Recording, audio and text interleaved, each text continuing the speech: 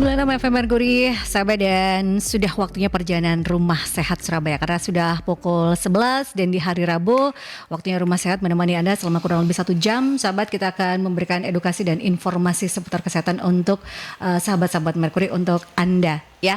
Dan perjalanan Rumah Sehat Surabaya ini merupakan hasil kerjasama dengan Ikatan Dokter Indonesia Cabang Kota Surabaya yang menghadirkan para pakar, para ahli untuk bisa memberikan kita edukasi dan informasi seputar kesehatan. Setiap minggunya, sahabat, kita memiliki tema yang berbeda untuk kita bahas, untuk kita edukasikan pada sahabat-sahabat Merkuri, pada masyarakat. Dan di edisi kali ini di 4 Oktober 2023 kita membahas berkaitan dengan deteksi dini preeklamsia.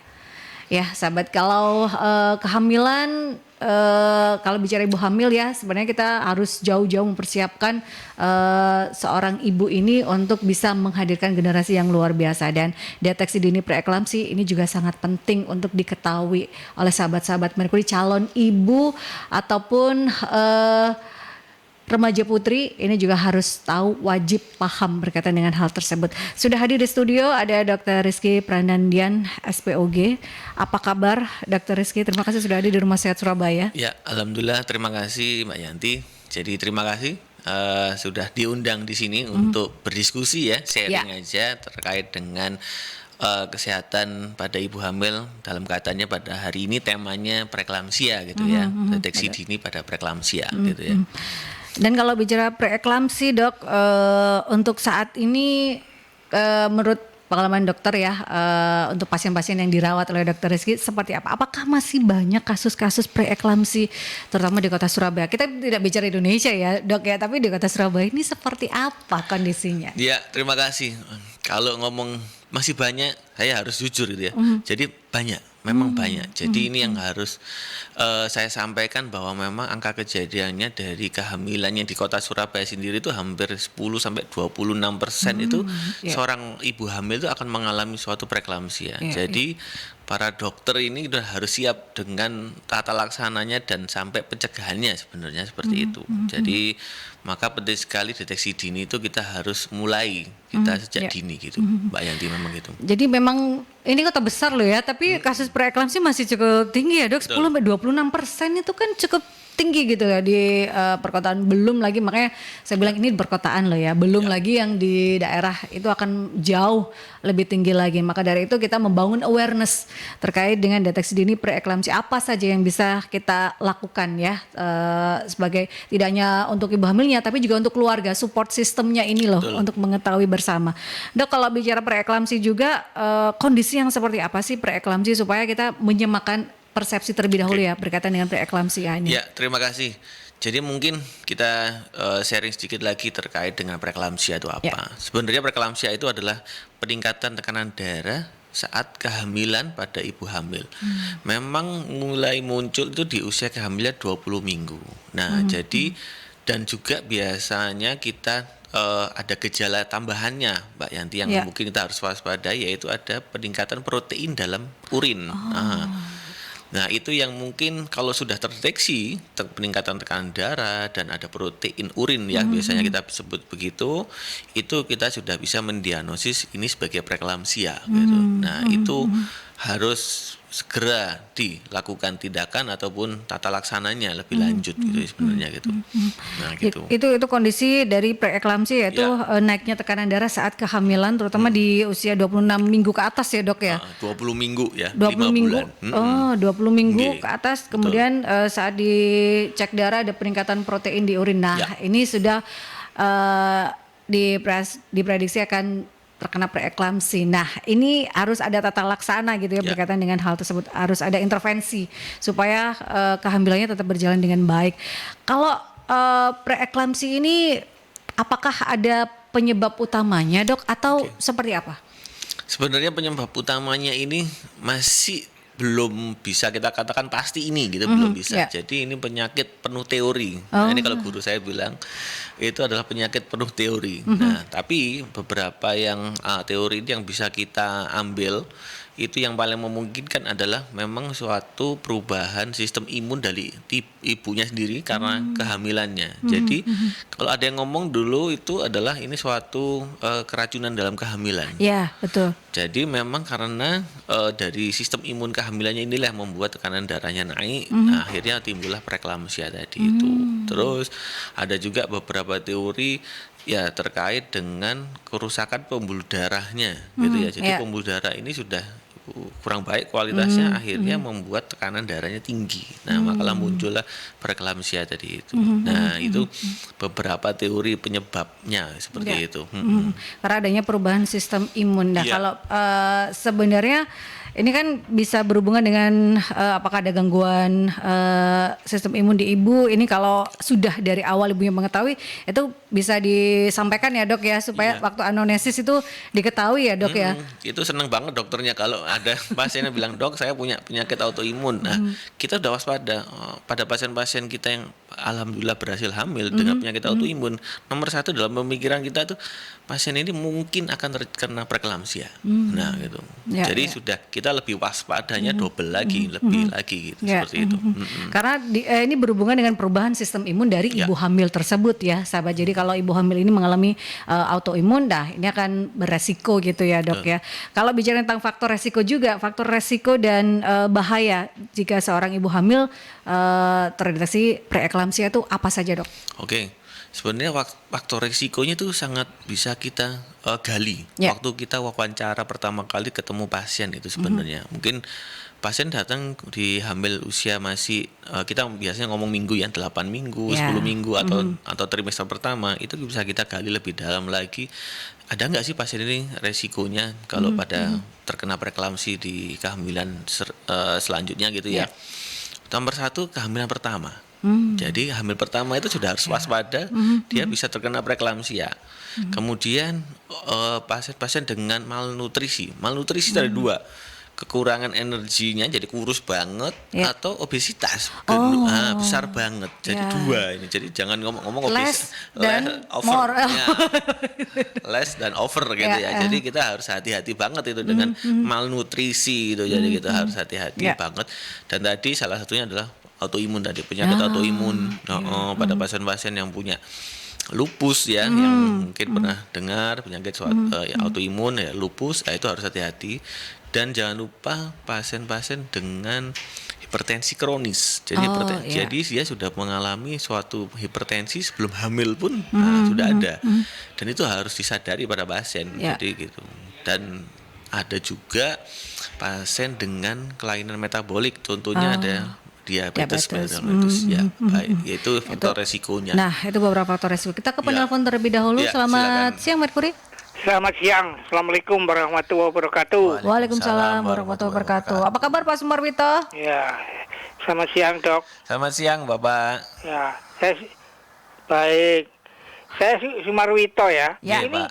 saya mau tanya, kalau dokter itu mengudara di merkuri, tolong bahasanya itu yang enak gitu. Maksudnya enak itu maksudnya gini, merkuri itu kan di Surabaya, iya toh? Itu preeklamsi itu apa imun atau apa itu kadang-kadang kan nggak ngerti. Bahasa awam gitu ya harusnya itu? Pak Sumarwito ya, bukan Iya, bahasa medis jadi ya. harus Baik. orang yang apalagi kalau bisa Surabaya ini kan dekat Madura lah, iso basa Madura juga. Siap. Iya toh? Ya. Nah, jadi aku dewe dengarkan sampai 20 minggu. 20 minggu itu kan saya awal dibagi 4 berapa bulan itu. 20 jadi 5 bulan. Ya. Itu kadang-kadang lewang sing gaptek ya toh. Aku sing rada gaptek kayak aku ngenteni saiki apa. Kok jadi kadang-kadang kita memang apa itu dokter pinter, tapi kehumasannya nggak Ya. begitu ngerti. Ya. Baik. Terima kasih. Assalamualaikum kasih. warahmatullahi wabarakatuh. Baik, terima kasih Pak Sumarwito Saya ya. senang sekali. Nah, Ya. bahasa awam gitu ya dok ya. Ya, Baik, terima kasih Siap. Pak Sumarwito. Kita kembali lagi berkaitan dengan faktor resiko tadi beberapa sudah disampaikan oleh Dr. Rizky ya, yaitu kehamilan pertama, Ya. kemudian ibu hamil yang mengalami malnutrisi. Malnutrisi ini bukan hanya yang kekurangan ya Ya, dok ya, betul. tapi juga kelebihan berat badan ini menjadi salah satu faktor resiko terkena preeklamsia. Kemudian jika ibu hamil ini mengalami autoimun ya, itu juga akan memiliki faktor resiko. Tidak hanya itu, hipertensi sebelum kehamilan ini juga menjadi underline ya dok, harus digaris bawahi Ya, juga, harus betul. jadi awareness bagi para calon ibu saat akan mempersiapkan kehamilan dan yang memiliki penyakit diabetes ya dok, Ya, atau metabolik diabetes, itu ya, metabolik, itu juga harus waspada. Dan kalau bahayanya berkaitan dengan preeklamsia itu seperti apa dok? Apakah faktor resiko berkaitan dengan kehamilannya ini akan bermasalah atau saat kelahiran ini pasti akan operasi sesar Ya. dok? Seperti apa? Ya, terima kasih Mbak Yanti. Jadi saya coba berbahasa yang seawam mungkin ya, Mbak Ya, Yanti. Terima betul. kasih Pak Sumarwito sudah mengingatkan. Jadi kalau bahayanya jelas ada bahayanya yang bisa ditimbulkan selama kehamilan. Pasti nomor satu adalah peningkatan tekanan darah yang tidak terkendali. Nah, sampai Ya. menyebabkan mungkin bisa tidak sadarkan diri, sampai kejang. Nah, itu yang paling sering kita alami gitu. Dan juga nantinya itu untuk bahaya untuk ibunya. Nah, bagaimana dengan bayinya? Kalau bayinya itu bisa mengalami suatu istilahnya itu pertumbuhan yang terhambat. Jadi harusnya dia itu beratnya sudah cukup ya, misalnya usia kehamilannya sudah mendekati lahiran, itu paling enggak udah mendekati 3 kilo gitu ya. Ya. Adik bayinya ini mungkin kurang sekali dari itu, mungkin cuma 2,4 kilo. Nah, itu jauh dari perkiraan kita. Nah, itu hal-hal yang beresiko pada ibu hamil yang mengalami preeklamsia gitu. Jadi itu bahayanya seperti itu. Dan yang paling kita takutkan adalah ya kematian ibu dan janin. Ya, Nah, itu yang kita takutkan. Gitu. Angkanya juga masih tinggi ya dok ya, Tinggi, untuk kematian betul sekali. ibu hamil di Indonesia ini ya. Kita bicara Indonesia, apalagi ini kan menjadi perhatian khusus, makanya kita membangun awareness berkaitan dengan hal tersebut. Kalau ini ada pertanyaan dari Ibu Irania, apakah preeklamsia ini berulang dok saat kehamilan selanjutnya? Tadi dokter mengatakan resikonya adalah saat kehamilan pertama. Seperti apa dok? Wah, pertanyaan baik sekali Ya. dari Bu Irania. Jadi kehamilan yang pertama misalnya mengalami preeklamsia gitu ya. Bagaimana dengan kehamilan berikutnya, Ya. kehamilan kedua gitu ya. Ternyata dari penelitian yang sudah kita dapatkan gitu ya, ternyata betul sekali berulang. Berulang, dan itu resikonya meningkatnya mencapai 3 sampai 5 kali meningkat. Ya, Jadi ya. kemungkinan terkenanya itu lebih tinggi gitu. Jadi ada namanya resiko relatif, dan itu ya artinya bisa berulang, dan itu sudah terbukti memang. Ya, ya. Dan itu bisa kondisinya menjadi lebih parah lagi. Nah, itu jadi harus lebih waspada lagi gitu. Jika kehamilan pertama mengalami preeklamsia, Betul. maka saat akan melakukan kehamilan kedua gitu ya dok, saat tahu udah positif gitu sudah langsung, dok saya Betul. pernah ini terkena preeklamsia, langsung gitu ya dok ya. harus kami tolong diinformasikan. Tapi pasti kami akan berusaha menanyakan itu, tapi tolong mungkin kalau si pasien di awareness-nya tinggi, Ya. itu sangat membantu sekali, sangat membantu sekali. Jadi biar agar kami ini lebih hati-hati juga gitu.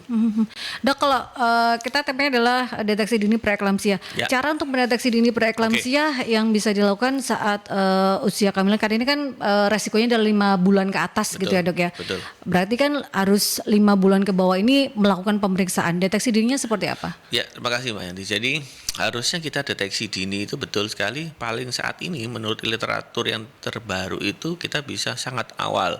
Mungkin di saat trimester pertama di 12 minggu Ya. kita sudah mulai mencari atau men-screening secara dini.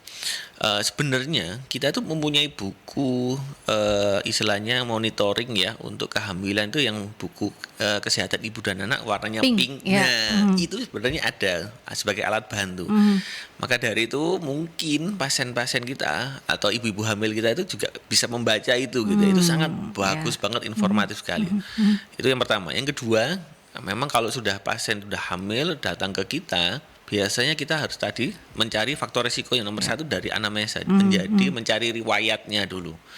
Satu itu. Yang kedua, barulah kita masuk ke pemeriksaan fisik ya. Jadi kita mulailah periksa. Ibu ini mengalami, kita periksa namanya indeks massa tubuh. Dan tadi itu terlalu kurus, terlalu gemuk. Nah, itu kita periksa. Yang menjadi resiko terjadi preeklamsia itu kalau kita mencapai indeks massa tubuhnya itu mencapai level dia bukan overweight, bukan obesitas ternyata, bukan orang yang gemuk, ternyata baru overweight aja sudah beresiko. Jadi baru naik sedikit aja itu sudah harus hati-hati beresiko. Jadi maka dari itu selama kehamilan peningkatan berat badan harus kita pantau. Jadi tidak boleh yang loss gitu, nggak boleh. Kadang-kadang boleh makan apa aja boleh semua, tapi loss akhirnya. Tidak ada target peningkatan berat badannya sama sekali. Terus untuk pemeriksaan fisik yang paling jelas itu adalah pemeriksaan tekanan darah. Itu. Jadi orang hamil itu sebenarnya kecenderungannya tekanan darahnya itu agak rendah. Justru yang hati-hati itu kalau dia ada peningkatan tekanan darah yang naiknya itu bertahap gitu. Misalnya yang normal untuk orang hamil itu 100/70 gitu ya. Nah, tapi dia tiba-tiba naik dari 120/80. Terus pada periksa berikutnya jadi 130/80. Naik berikutnya menjadi 140/100. Nah, itu sudah kita bisa katakan ini adalah sangat beresiko sekali terkait dengan preeklamsia tadi itu. Nah, jadi hal-hal itu yang perlu kita waspadai sebenarnya. Jadi paling gampang itu melihat tekanan darah kita. Kenapa waktu pemeriksaan pasti di awal adalah diperiksa tekanan darah gitu ya. Jadi justru itu sebenarnya sangat mudah screening ini. Mungkin kalau pada pemeriksa yang juga hamil dan mempunyai alat pengukur tekanan darah, nggak apa-apa, boleh dicoba gitu. Tekanan darah saya berapa ya gitu ya. Sebenarnya dari tekanan darah sendiri, dari tekanan darah tadi itu juga bisa dilakukan namanya perhitungan, namanya menghitung rata-rata dari tekanan arterinya. Nah, itu kalau dihitung sebenarnya tensi orang hamil 120/80 itu sudah beresiko. Kalau orang normal, tidak hamil normal, nggak ada masalah. Tapi kalau orang hamil tensi 120/80 itu sudah harus waspada. Bukan tinggi tapi harus waspada karena dia sudah beresiko terkena preeklamsia. Nah, gitu. Jadi artinya kita tidak boleh meremehkan tekanan darah 120/80. Kadang-kadang dianggap normal. Nah, gitu, dianggap normal pada orang hamil seperti itu. Kalau tekanan darahnya sebelum kehamilan itu 120/80 itu seperti apa, Dok? Apakah itu juga harus diungkapkan juga saat anamnesis ke dokter kalau tekanan darah saya sebelum kehamilan biasanya 120/80 gitu. Nggak apa-apa, disampaikan saja. Tapi memang mungkin pada saat hamil dia turun. Mengalami penurunan. Dok, tekanan darah kok turun dia? Biasanya saya 180. Wah, apa-apa, it's normal. Berarti sesuai dengan teorinya, sesuai dengan perjalanan kehamilannya seperti itu.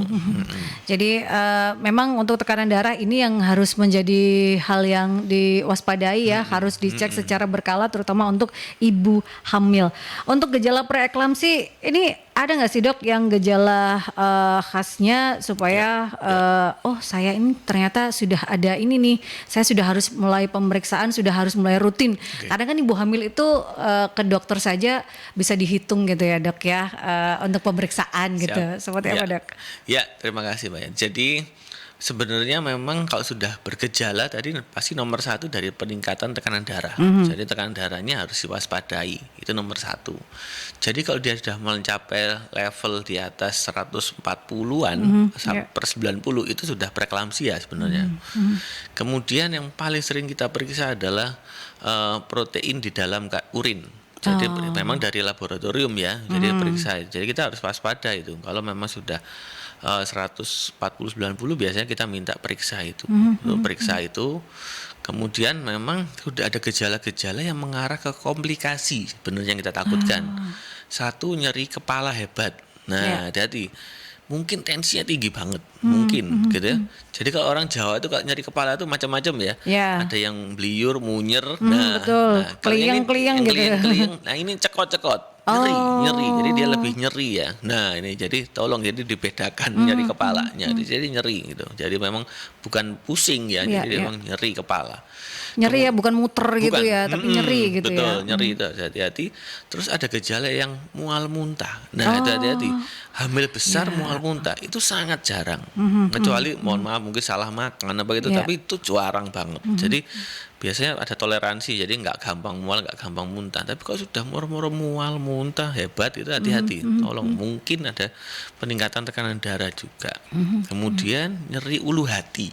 Nah, itu. Jadi kadang-kadang biasanya kondisi ini tuh bersamaan, dari kepala nyeri ulu hati terus mual muntah. Nah, sudah itu adalah tanda-tanda dia akan mungkin mengalami suatu komplikasi yang hebat. Yang berikutnya adalah kejang. Nah, itu. Jadi kalau udah kejang, udah susah untuk sebenarnya untuk kita tangani yang adekuat ya, istilahnya ditangani dengan lebih baik lagi. Kalau kejang, berapapun usia kehamilannya ya kita harus bantu untuk proses persalinan. Ya. Karena memang ini yang sejak di awal kita bilang, memang kemungkinan besar preeklamsi ini terjadi karena kehamilannya. Ya. Gitu. Jadi ini yang harus diwaspadai ya, tidak hanya Ya. untuk ibu hamil tapi juga untuk keluarga Iya, ya, support betul. system ini. Betul banget. Kalau ibu hamil sudah merasakan nyeri kepala, bukan yang muter ya, sakit kepalanya, tapi nyeri di kepala seperti cekot-cekot gitu, kemudian rasa mual muntah secara bersamaan, kemudian nyeri ulu hati. Ini bukan gejala masuk angin ataupun juga mah gitu ya, Betul. Dok ya. Kebanyakan mengiranya seperti itu, tapi ternyata diperiksa tekanan darahnya tinggi banget. Nah, itu justru itu yang harusnya diwaspadai, betul. Ya, itu yang harus diwaspadai, bukan dikasih minuman hangat, tapi diperiksakan saja ke Betul, dokter. itu lebih Siapa baik. tahu tekanan darahnya ini tinggi dan perlu penanganan serta intervensi dari tenaga medis, sahabat ya. Itu catatan untuk Anda, sahabat-sahabat Mercury. Dan perjalanan Rumah Sehat masih akan berlanjut bersama dengan Dr. Rizky Pranandian, SPOG, berkaitan dengan tema deteksi dini preeklamsia. Anda bisa bergabung, bertanya bersama dengan narasumber di 5620096 atau di WhatsApp call dan juga WhatsApp Messenger di 08173009. Kita ke jeda iklan terlebih dahulu ya. 96 FM Mercury, sahabat, dan kembali lagi di perjalanan Rumah Sehat Surabaya di edisi 4 Oktober 2023 bersama dengan Dr. Rizky Pranandian, SPOG. Kita membahas tema deteksi dini preeklamsia.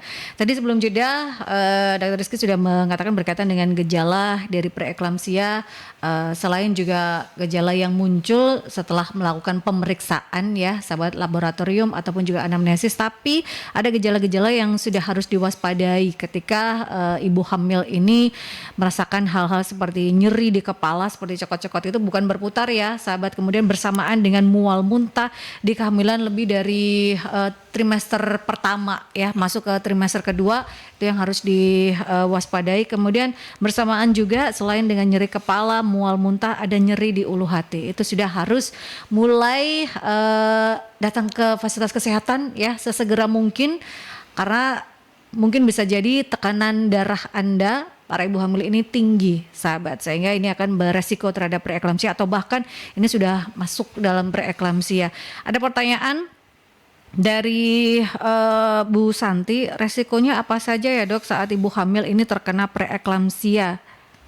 Ya, oke. Terima kasih dari pertanyaan Bu Santi. Jadi mungkin saya sedikit mengulangi lagi, jadi nggak apa-apa, ini biar jelas gitu ya, bahwa memang apa resikonya, apa bahayanya Pak ibu hamil itu mengalami preeklamsi. Tadi adalah memang peningkatan tekanan darah yang tidak terkendali. Nah, ini karena ternyata peningkatan darah tidak terkendali ini bukan hanya beresiko pada kehamilannya sendiri, untuk bayinya dan terutama untuk ibunya ternyata.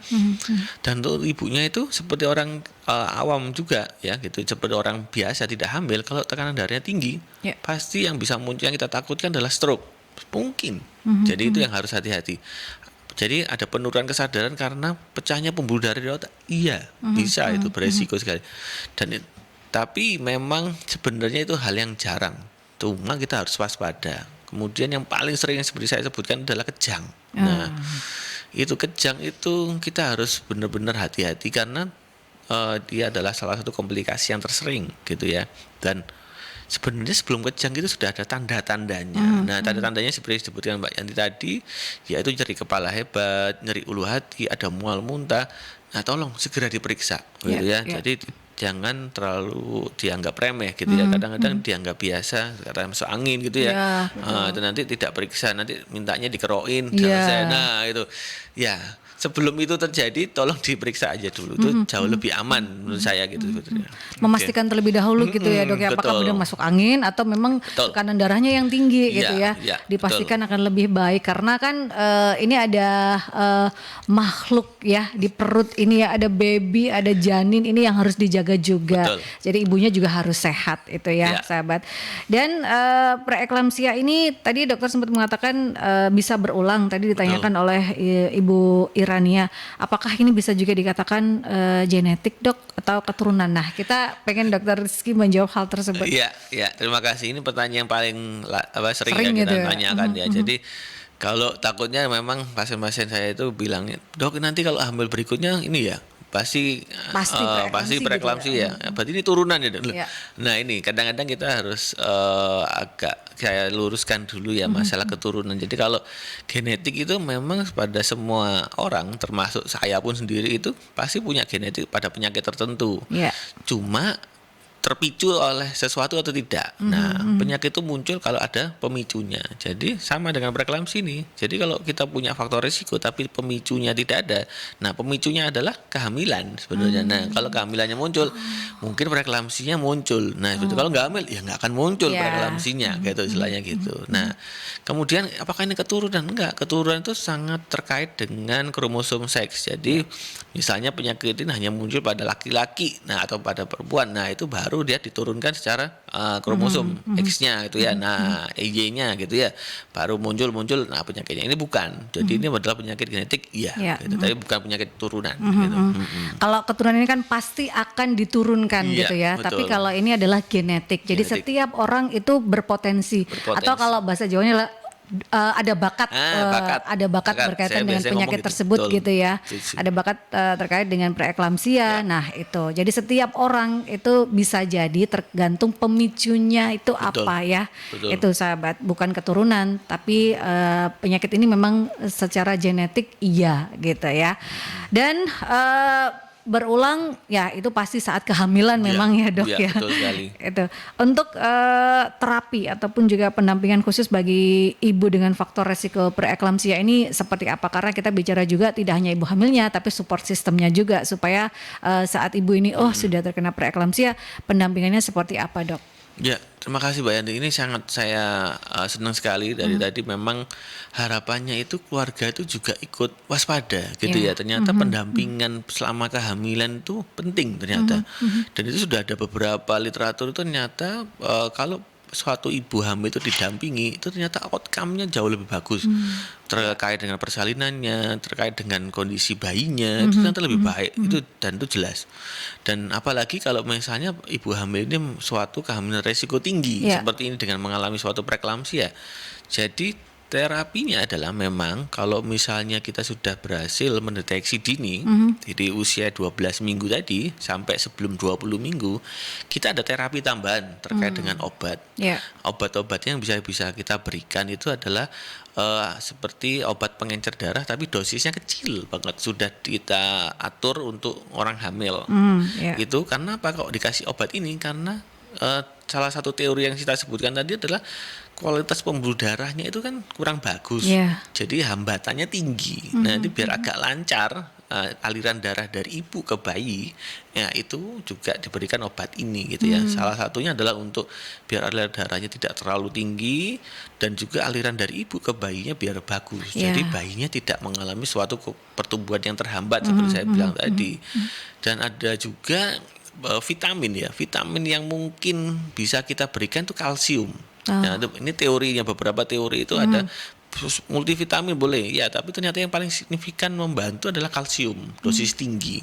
1000 mg per hari itu sangat membantu sekali gitu. Jadi kalau untuk terapi itu, cuma saran saya ini semua obat-obat ini dalam advice dokter. Dalam pantauan dokter ya. Dalam pantauan dokter, jadi tolong konsultasikan terlebih dahulu sebelum jadi. Mohon maaf tidak bisa dibeli bebas, apalagi terkait dengan obat pengencer darah tadi karena dosisnya khusus. Ya, setiap pasien berbeda gitu ya dok ya. Betul, benar. Jadi memang harapannya itu dengan diberikannya obat yang tadi saya sebutkan tadi itu ternyata mempengaruhi sekali outcome atau luaran dari ibu hamil yang mengalami preeklamsia dan bayinya gitu. Seperti itu.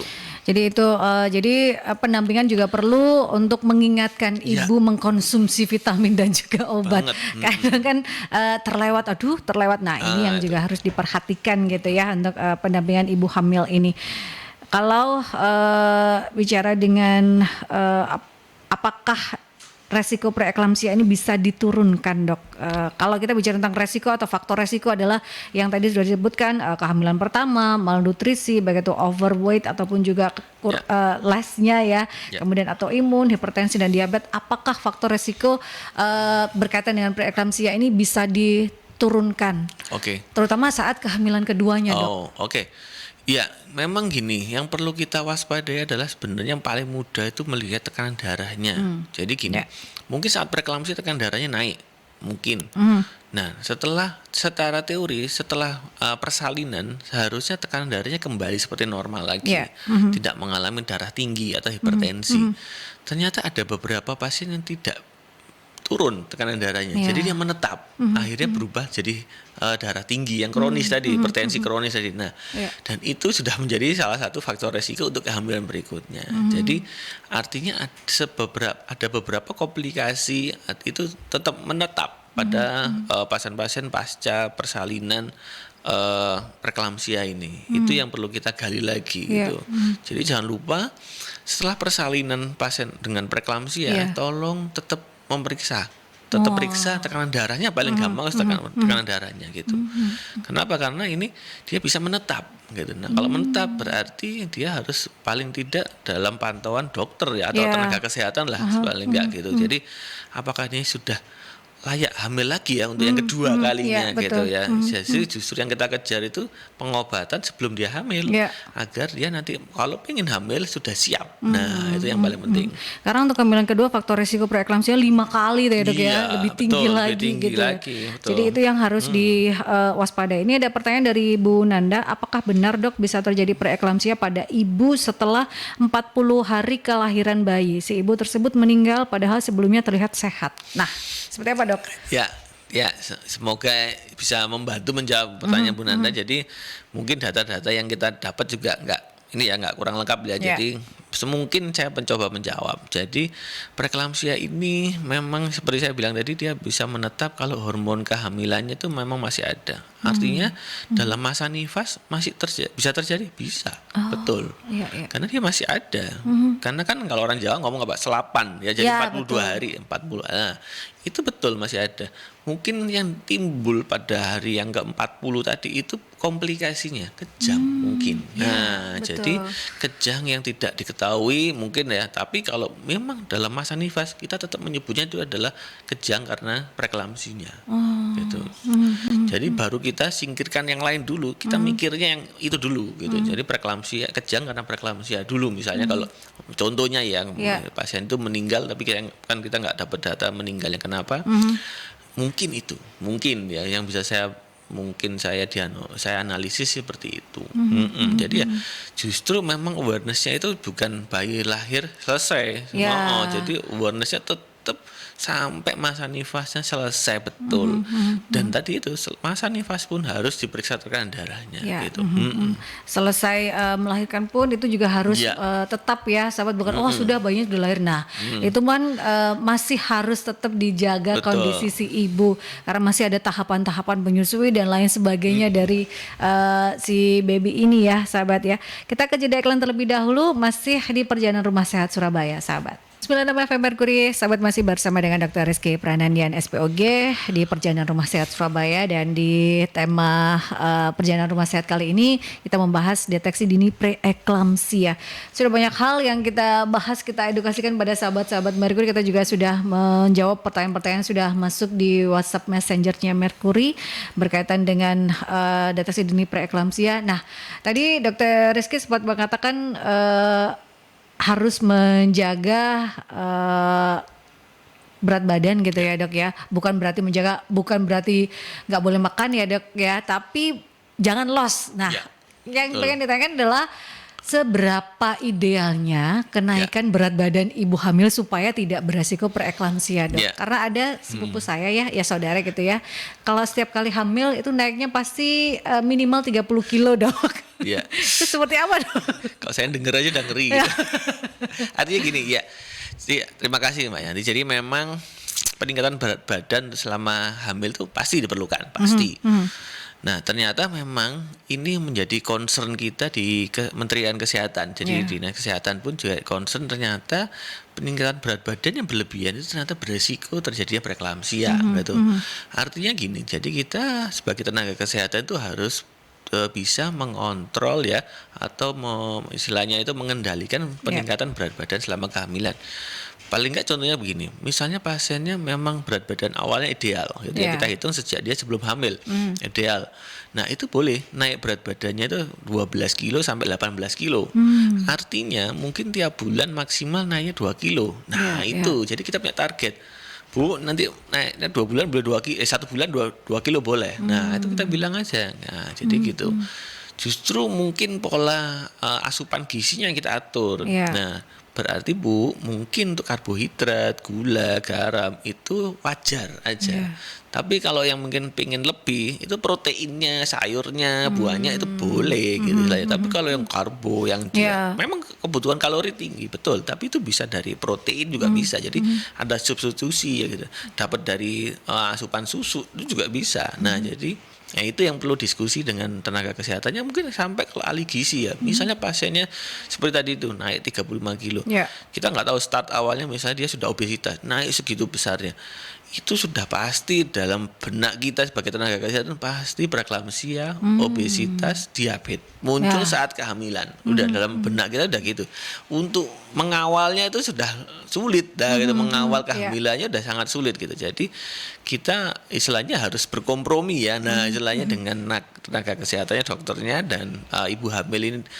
Maka tidak bisa ibu hamil sendirian, mungkin ya Pak Edit, harus ada support sistemnya. Nah, si sebelahnya ini suaminya, pasangannya, keluarganya ini yang tolong bisa membantu menjaga gitu aja.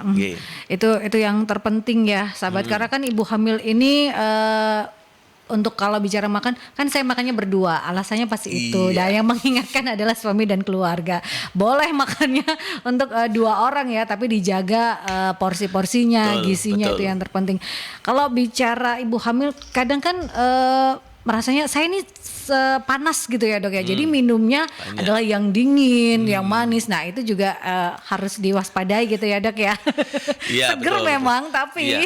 Apalagi emang beberapa hari ini misalnya cuaca di Surabaya sangat panas dan kecenderungan pengen minum es, boleh kalau esnya ya. Dinginnya boleh, tapi manisnya ini yang harus dikendalikan. Kadang-kadang ada mitosnya di luar itu minum es bikin besar. Kalau esnya aja sih enggak, manis dan dingin iya. Manisnya loh ya, bukan dinginnya gitu. Manisnya ya, sahabat, bukan dinginnya. Boleh. Kalau hanya air putih dingin boleh, gitu. Sangat boleh. Mau seberapa pun boleh. Nah, untuk proses kelahiran sendiri dok, dari preeklamsia apakah berbeda tata laksananya dengan kelahiran yang biasa? Terima kasih. Seperti apa? Misalnya kita sudah berhasil mendiagnosis ini sebagai preeklamsia, memang dari literatur itu, dari yang istilahnya dari penelitian kita itu, kita akan membantu proses persalinannya ini di 37 minggu. Artinya mungkin 9 bulan lewat sedikit ya, kalau hamil kita hitung-hitungnya 9 bulan 10 hari gitu ya. Nah ini 9 bulan persis, jadi 37 minggu gitu ya. Jadi itu memang sudah harus kita bantu persalinan. Kenapa? Karena ini sudah kita teliti bahwa ini outcome-nya yang paling baik untuk ibu dan bayinya gitu. Kenapa kok nggak sampai mau kelahiran aja dok dari perkiraan persalinannya? Ternyata itu kalau kita semakin menunda, progresivitas dari penyakit preeklamsi ini semakin berat ternyata. Itu sudah ada penelitiannya. Jadi malah mungkin komplikasinya itu muncul saat mau terakhir mau lahiran itu. Jadi gitu. Nah, sebenarnya untuk di 37 minggu itu apakah harus operasi? Nah, ini masih menjadi pertanyaan. Tidak harus. Tidak harus. Jadi kita ya artinya memang kita mungkin bisa dilakukan dengan persalinan dibantu ya dengan obat pendorong misalnya gitu ya misalnya. Nah, itu ternyata juga proses persalinannya aman gitu, seperti aman. Jadi tidak harus dengan operasi. Tidak selalu operasi gitu ya untuk pasien preeklamsi ya dok ya? Tidak selalu dengan operasi. Operasi itu sebenarnya indikasi memang yang harus dilakukan operasi saja gitu. Misalnya ibunya misalnya mengalami kejang kayak tadi, nah itu memang kan dia tidak bisa untuk mengejar, untuk persalinan nggak bisa ya. Oke, kita bantu. Terus misalnya bayinya mengalami detak jantungnya turun, nah ya itu kita harus operasi misalnya gitu. Nah bergantung kondisi gitu ya. Ada indikasinya untuk operasi juga gitu. Jadi memang tidak selalu pasien preeklamsia ini saat persalinan operasi sesar ya sahabat, tapi tergantung kondisi dari ibu selama pendampingan atau tata laksana dan terapi kehamilan itu baik ya karena deteksi dini tersebut. Jadi itu akan untuk kelahiran itu bisa secara normal dengan bantuan induksi dan sebagainya gitu ya dok, tanpa operasi gitu ya. Bergantung dari kondisi. Dan kalau bicara preeklamsi, orang pasti akan wah ini pasti nanti kelahirannya adalah sesar, nggak selalu. Untuk penyampaian terkait dengan pasien preeklamsi pada keluarga, pada suami, pada orang tua dari si pasien ini seperti apa? Kadang kan, aduh nanti operasi ya dok. Nanti kalau ini gimana dok? Nah itu kan perlu kalian khusus ya dok untuk penyampaian pada keluarga. Seperti apa dok? Biasanya yang penyampaian yang khusus gini itu mungkin pada pasangan yang muda, yang nemeni periksa kehamilannya itu kadang-kadang nggak cuma rombongan satu rumah datang. Ya betul, itu biasanya kita coba sampaikan sebaik mungkin ya, seawam mungkin, dengan ada penekanan dengan tadi faktor resiko, terus tata laksananya bagaimana. Yang penting itu kita menyampaikan rencana ke depannya, biar tidak khawatir gitu ya. Terus nanti persalinannya bagaimana, betul kita ceritakan aja apa adanya dulu. Jadi sampai nanti mungkinan kita bantu persalinan di 37 minggu. Nah, selama misalnya tata laksana sudah dilakukan, pemberian obat, terus periksanya lebih rajin lagi, terus dipantau tekanan darahnya selama di rumah, ya semoga insya Allah kehamilannya baik. Nah, walaupun dengan preeklamsia gitu, misalnya gitu. Jadi memang butuh support system ya, nggak masalah ya yang nganterin banyak, tapi istilahnya supportnya luar biasa. Bukan malah oh ini malah jangan meribetkan si pasien ya, malah bingung kasihan gitu. Ya itu yang harus dipahami berkaitan dengan preeklamsi. Lebih baik deteksi dini supaya proses kehamilan dan setelah kelahiran nanti itu bisa berjalan dengan baik ibu dan juga babynya bisa selamat, bisa sehat itu ya dok ya. Menurunkan angka kematian bayi ibu hamil ya dok ya, dan juga bayi yang tentunya kalau bicara preeklamsi ini beresiko tinggi sahabat. Dan yang terpenting saat mempersiapkan kehamilan adalah dengan layak hamil ya dok, apa istilahnya itu screening. Screening layak hamil itu yang juga harus dilakukan ya dok ya. Mempersiapkan ibu hamil. Ternyata ini sudah mulai disosialisasikan atau digalakkan Mbak Yanti oleh Kementerian Kesehatan juga dengan bekerjasama dengan ID juga. Ternyata itu memang kita harus mencari lebih hulunya lagi. Jadi sebelum hamil ternyata kita harus melakukan screening layak hamil dulu. Nah ini ternyata bisa sangat membantu untuk mendeteksi gejala-gejala yang ini mungkin sejak awal. Paling tidak misalnya pasien itu atau ibu hamil calon ibu hamil ini sudah punya salah satu faktor resiko, misalnya hipertensi. Oke, kita kendalikan dulu tekanan darahnya. Nanti selama itu sudah terkendali, dokter kandungannya dan dokter misalnya dia berkolaborasi dengan dokter penyakit dalam atau penyakit jantung. Oke, boleh hamil. Barulah hamil. Nah, itu jauh lebih nyaman lah untuk pasiennya, untuk Ya. kita sebagai tenaga kesehatannya. Gitu. Menurunkan resiko ya dok ya saat Banget. kehamilan itu tadi, sehingga menurunkan juga angka kematian ibu hamil. Dan tadi berhubungan juga kalau screening layak hamil adalah berhubungan dengan angka stunting. Jadi tidak hanya menurunkan angka kematian ibu hamil, tapi juga menurunkan angka stunting ya dok ya. Iya, betul. Ini semuanya ternyata itu suatu bagian yang berkesinambungan. Ini yang saya pelajari setelah semakin kita pelajari itu, wah ya, semua ternyata nyambung sekali, betul sekali. Kaitan gitu ya, karena kalau bicara kehamilan juga kita mempersiapkan generasi, sahabat ya, kita mempersiapkan generasi yang unggul. Dok, terakhir sebelum kita tutup perbincangan Rumah Sehat Surabaya ini, pesan sehat atau pesan untuk sahabat-sahabat Merkuri berkaitan dengan preeklamsia ini seperti apa dok, pesan sehatnya? Ya, terima kasih Mbak Yanti. Jadi mungkin untuk untuk sahabat Merkuri, sebenarnya memang untuk preeklamsia ini memang bisa dideteksi dini. Maka dari itu saat saat kehamilan tolong periksa secara rutin, terutama pada trimester pertama ya. Jadi agar kita bisa melakukan screening preeklamsia, dan memang bila terkena preeklamsia akan kita bisa tata laksana dengan lebih baik, dan kita akan berusaha tenaga kesehatan ini mengawal kehamilannya dan sampai persalinan. Jangan lupa juga setelah persalinan masa nifas itu tolong tetap berkontak dengan tenaga kesehatan gitu. Jadi harapannya preeklamsia ini kita coba tata laksana mulai awal kehamilan, saat persalinan, dan setelah persalinan, seperti itu. Ya. Jadi bisa menurunkan angka preeklamsia yang masih cukup tinggi di Kota Surabaya, antara 10 hingga 26%, sahabat ya. Jadi itu membangun awareness terkait dengan preeklamsia, baik itu awareness pada ibu hamil, para suami ataupun juga keluarga, support system dari ibu hamil ini ya. Terima kasih untuk sahabat-sahabat Merkuri yang sudah stay tune, dan terima kasih untuk Dr. Rizky Pranandian SPOG sudah memberikan kita edukasi dan informasi seputar deteksi dini preeklamsia. Semakin dini dideteksi preeklamsianya, sahabat, maka ibu hamil ini bisa menjalankan kehamilan dengan baik dan juga sehat.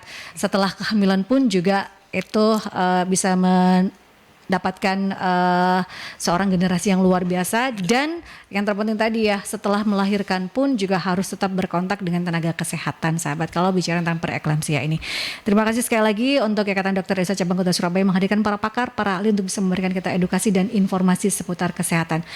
Dan ketemu lagi di perjalanan Rumah Sehat Surabaya, sahabat, yang hadir setiap hari Rabu dari pukul 11 hingga 12 siang. Anda juga bisa menyaksikan kembali di YouTube channelnya Merkuri, di Radio Merkuri 96. Stay safe, stay healthy, be happy, dan sehat lestari. Wassalamualaikum warahmatullahi wabarakatuh.